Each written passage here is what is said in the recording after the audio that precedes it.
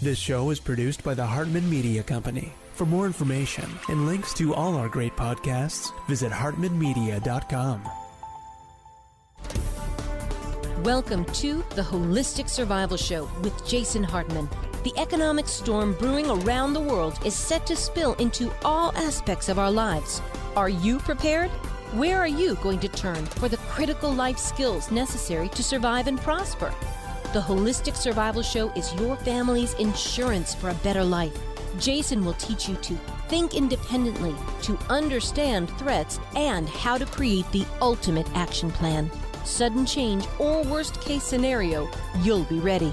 Welcome to Holistic Survival, your key resource for protecting the people, places, and profits you care about in uncertain times.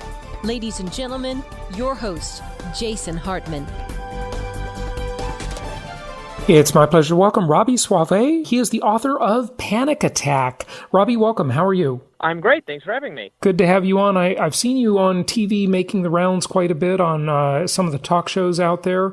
What is Panic Attack? Panic Attack is my forthcoming book, available in June, available for pre-order now, about the situation on college campuses. If you've been watching the news over the last couple of years, you've probably seen these high-profile shutdowns, disinvitation, censorship of controversial speakers, some professors being investigated because they've said something that offended their students, a kind of very militant, anti-speech, radical contingent on many campuses, particularly elite campuses, that is making it more difficult for everyone else to practice their freedom of expression. So I traveled to a number of campuses, I interviewed, I engaged with tons of these students to try to understand what motivates them toward these tactics that I think look to a lot of observers, even some observers on the left, as kind of self-defeating, and tried to trace kind of where their ideology comes from. Yeah, I had John Stossel on the show talking about this. I've had many guests on. It is absolutely nuts what is going on college campuses, especially my mother's alma mater, Berkeley, which has sort of has this moniker as the bastion of free speech. Nothing could be further from the truth. It's like we must live in an upside-down, bizarro world. You even alluded it to yourself. I don't know, maybe you even misspoke, but you said censoring controversial speakers. I mean, why would they be controversial? That's the thing I would even argue, right? But fair enough. I mean, what's happened to our colleges? It's like they've gone absolutely nuts. And it used to be that very leftist students, believed that free speech was one of their guiding principles. I mean, Berkeley was the home of the free speech movement because activists, wanted this right to bring speakers they disagreed with. In my research for this book, I found out that in 1963, the far left students at Berkeley, they invited a member of a Nazi group to speak on campus. And they all dressed in Nazi costumes. The leftist students did to promote this event. It was purely a free speech stunt. They didn't heckle the guy. They didn't shout him down. They let him give his ridiculous remarks, and then everybody went, on their way. Can you imagine anyone trying to do this now? I mean, I visited Berkeley for my research for the book, and when there was a speaker who the students wouldn't like speaking there, they had to rope off the whole area where he was going to talk. You had to go through a metal detector because they were afraid that people were going to attack this speaker. I mean, it's completely changed. The activist set has decided that free speech is actually a bad thing or is a threat. I mean, I think they're wrong about this, but they've decided that a free speech sort of set of norms is not conducive to their goals. Okay, so if you're looking at it from, a radical left-wing, anti-freedom, anti-dissent, can't have a rational argument perspective, not that I have an opinion about this. But, if you're looking at it from their perspective, right, why is it self-defeating for them? Well, I think it is because, their ideas are controversial to a lot of people, right? The things that the furthest left people believe are out of step with the vast majority of Americans and out of step with many authority figures. I mean, our country is currently majority governed by people on the right. People the left would say are on the extreme right. So if you're going to start eliminating free speech, your kinds of sort of pro-Palestinian activism, anti-cop activism, Black Lives Matter, all those people are going to be the first people whose speech is stripped away from them. That's why it's self-defeating. But when I argue this with them, they don't even necessarily disagree. That's what I found so interesting. They are purely making the anti-speech argument on the basis of the idea that if you bring someone to campus who has views that are offensive to our marginalized allies, then you are introducing violence, and our first goal is to keep the marginalized, the people in our left contingent, safe from physical violence and also from emotional and mental violence. They take their mental health very seriously. So it's first a self-defense matter. And when you understand that that's what the issue is, that's a different kind of strategy you have to argue against, because that's what's animating them. Interesting. So how did we get to this point? I mean, it's a very complicated question without clear answers. My sense is that, this generation, the young people that we have that are causing these issues on campuses, who, by the way, are by no means a majority. They are a small kind of activist contingent. But young people have been socialized under different norms in education. This doesn't start when you get to campus. The K through 12 system is more geared toward, I think, discouragement of discomfort than ever before. I think some of the people who are causing these issues have come to view the education system as its purpose is to provide you comfort, not to challenge you or to provoke you. And so they demand the same kind of, some people like Greg Lukianoff and Jonathan Haidt had described this as a sort of coddling mindset that they have grown accustomed to, and that's what they want when they get to campus as well. It's also just true that these students are learning from each other. In the social media age, right, you can learn much more easily what the students at Berkeley did to disrupt a controversial speaker, even if you're, across the country. It's a conservative myth, in my opinion, that they're being sort of radicalized or indoctrinated by their professors. Actually, their professors are terrified of them, even their far left professors, because they believe slightly different things, maybe about race or gender. And if they say the wrong thing, they'll be investigated. But the students are learning That's interesting. from each other. So it's not the system. Professors are very out of touch with the real world most of the time. And of course, I'm making a generalization, obviously. There are some professors that are active in business and they're brilliant and so on. But most of them, I'd say a good, decent majority are pretty out of touch with the real world. I think that's a fair statement. So you don't think that that's coming down from the top at all, huh? No, there is a little, specifically in disciplines that are very activist inclined, that are not particularly academically rigorous, the various studies of certain marginalized groups. And many of these classes are essentially just activism. There's not a lot of philosophy to be taught there.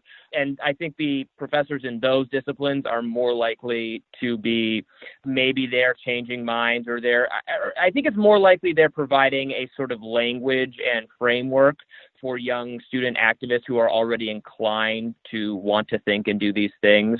But yeah, the bigger issue certainly is just the students learning from each other. And also, they're trying to, in their residence halls, there's this sort of quasi bureaucracy. It's like an academic, but also bureaucratic, sort of the VP for sustainable diversity, that kind of person who's running things in the residence halls, who might be a graduate student, might be someone else. And they're coming up with programming for how these students have to think and how they have to behave. And they're discouraging, anything that is an extreme, woke, far left sort of progressivism. I think that's probably doing way more damage, if you think this is a bad thing, damage, than kind of, because at least ideally in a classroom, even if you have a very far left professor who you disagree with, I tend to think most of these kinds of professors who've been at this a while, even if their views are way different, they enjoy a good-spirited debate. I don't think they punish conservative students, and I don't think they're recruiting so overtly as conservatives seem to think. And again, when I talk to them privately, they are terrified of these students. They know, they think, and they know that they will be next. I wonder, there's that old quote we've all heard. It's probably Winston Churchill, I believe. If you're under 30 and you're not a liberal, you don't have a heart. If you're over 30 and you're not a conservative, you don't have a brain. People tend to be liberal at younger ages when they haven't really discovered how the world works and sort of overcome the entitlement mentality. There's nothing wrong with that. I think it's true of almost everyone. Is this something we'll grow out of? Well, here's my concern. So again, I'm not making a across-the-board sweeping generalization about all young people or even all students. I think most of the people on these campuses are normal and would like to hear dissenting ideas. It's just a small number who have controlled the conversation that everyone's running scared of. So even if most of the members of the campus of the generation, they go on to work in normal jobs and maybe their views even drift a little right over time, as tends to happen. Yeah, there's nothing scary or weird or atypical there. But if you have a couple people still cling to this sort of shutdown mindset and they go to work in influential companies, they're going to be reshaping America. Even though they're very small, they have such power, and they're already doing this. So they've done this at the university. They've weaponized things like Title IX, which is sort of harassment policies in the campus. That they've had professors investigated for saying something related to sex that they disagree with, and they've said, well, this is the federal policy that says if you offend me on this basis, I have a federal right not to be offended on this basis. So they could turn harassment law in the workplace. There'll be so many things they can do. Media companies right now are having trouble if they run a piece by an older staff member who's on the left, but there's something in it that the younger staff members don't like. They leak it to their friends in other media organizations, and that person gets piled on social media. Silicon Valley is sort of, it has the influence of its kind of wokest staff members. So there's a lot of disruption and damage that they can do, even if they're a tiny minority. That's my concern. You've said the phrase a couple of times. Please define woke for our audience. We have the Urban Dictionary handy, but that's something you hear. It's a millennial expression. What does it really mean? It comes from being awoke, being awoken. So it means to be aware of and sensitive to all the kinds of evils and inequities in society that a arch far left progressive would be aware of, to understand that our society is pervasively racist and sexist and transphobic and so on and so forth, and to be at all times really sensitive to those problems, and to have that clearly come across when you're talking or when you're writing and how you behave. So not just to think these things, but to actively behave in a manner that demonstrates that you care passionately about these things. Right. Urban Dictionary's definition is kind of funny. A person who pretends to be of greater intelligence than he or she, in fact, is woke. That's the sort of subtext explanation. Right. Yeah, very interesting. What else do you want our listeners to know? I would just emphasize that I'm not saying that there's a crisis on campuses necessarily. A lot of schools do just fine, and a lot of speakers come and nobody gets shut down. But it worries me that the most elite institutions, the Berkeleys, but the Harvards, the Yales, the Reeds, the Oberlins, the Middleburys, are just sort of beset by this issue. And I don't see why it would just go away on its own. It may be that we're in this super politicized moment because of Trump and because of tribalism, and that's contributing to it. But also that part of what's animating it is this idea that college campuses have become much more uncomfortable for marginalized students because there's been this string of hate crime incidents, which is a subject I've been talking a lot about on the radio and on television, this idea that hate crimes are just getting worse and worse and worse, and it has something to do with Trump. And there's all these incidents on campus of graffiti on someone's door, offensive things having to do with race, obviously, sometimes gender. And that's propelled a lot of the activism on these campuses. They're saying, well, look how we're being treated. The racism is rising. It's because of Trump. So of course we're angry. Of course we don't want to hear from Charles Murray or whoever it is. But actually, the evidence that this stuff is getting a lot worse is very thin. Usually these are not solved, but, I've chronicled a lot of these cases, and the number of sort of outright hoaxes is astounding. Yeah. Or even just accidents where it was interpreted as a racial slight, but actually had nothing to do with that, or was not intended either one way or the other. And certainly the most famous case right now is the Jussie Smollett case, which is mind-boggling. I mean, that is just a mind-boggling case. And the fact that he got away with it, I guess. Thoughts on that one? I knew, and I think, most people who have surveyed these things, knew pretty much right off the bat that there was at least a high likelihood that it was faked. And, that's beyond any sort of reasonable doubt. The only conclusion you can make is that he was involved. The prosecutor just sort of declining to force him to plead guilty is really baffling and hard to understand.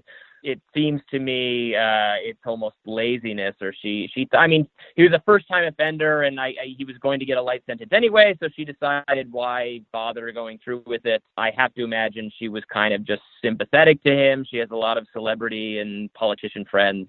It's pretty blood-boiling. But anyway, whether one incident or not is true doesn't say anything about the trend. But I've looked at even the data reported to the FBI about hate crimes does not really show an increase. You hear that it shows an increase, but actually they're measuring different things every year because this is all voluntary data submitted by different police municipalities. We had like 1,000 more municipalities submit data than the year previously. Mm-hmm. So, of course, it's going to look like there's more hate crimes. You just have more data to deal with. If you go all the way back to 1994, the number in 1994, despite it being fewer municipalities, it's more hate crimes than there is today.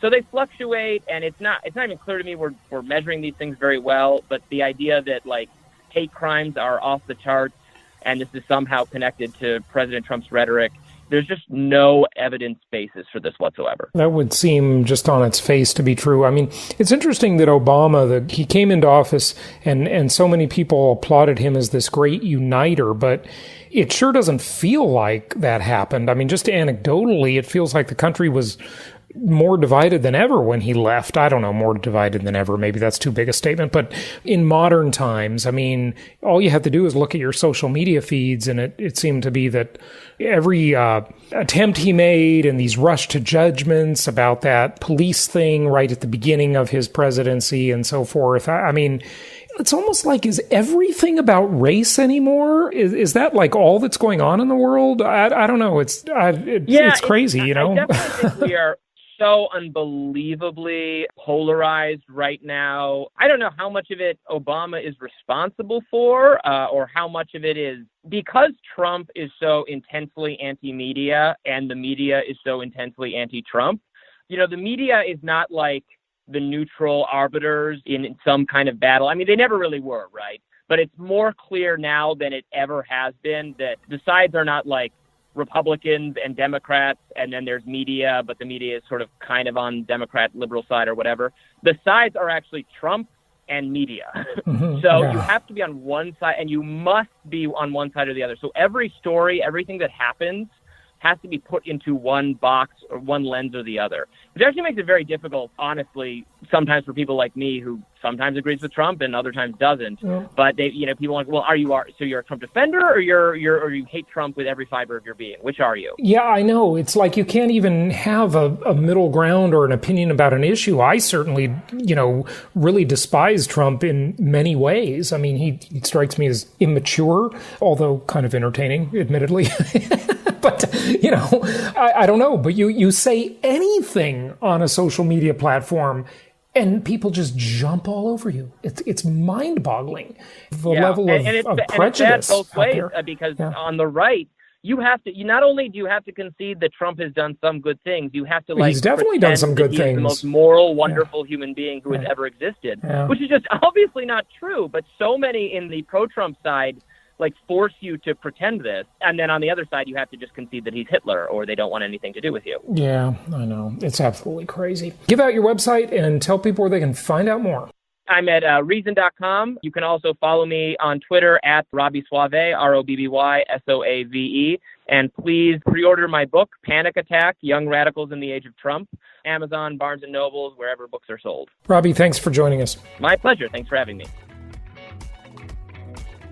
Thank you so much for listening. Please be sure to subscribe so that you don't miss any episodes. Be sure to check out the show's specific website and our general website, hartmanmedia.com, for appropriate disclaimers and terms of service. Remember that guest opinions are their own, and if you require specific legal or tax advice or advice in any other specialized area, please consult an appropriate professional. And we also very much appreciate you reviewing the show. Please go to iTunes or Stitcher Radio or whatever platform you're using and write a review for the show. We would very much appreciate that. And be sure to make it official and subscribe so you do not miss any episodes. We look forward to seeing you on the next episode.